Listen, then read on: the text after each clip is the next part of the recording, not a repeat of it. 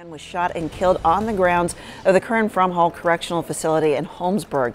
Police say he'd just been released in the overnight hours. Action News reporter Corey Davis has arrived at the scene and has the very latest. We know this is breaking. Corey, information is coming in and you've got the latest update. Good morning.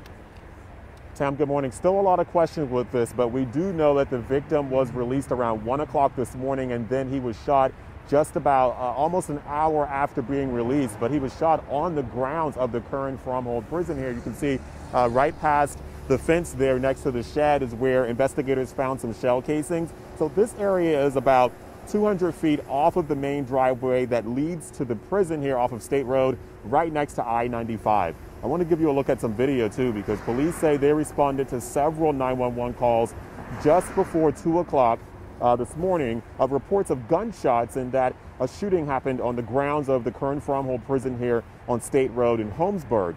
Police and medics found a 20-year-old man dead on the ground next to one of the shacks out here. He was shot multiple times in the torso area, chest, and arms. They do know that at least 10 shots were fired. Investigators say that whoever killed him was potentially close to the victim in proximity when the shots were fired, because most of the shell casings were next to the body that was on the sidewalk. So it appears that the shooter or shooters were actually on the grounds of the prison when the shots were fired. Now, based on information from some of the guards in a nearby shack, they did not see the shooting take place.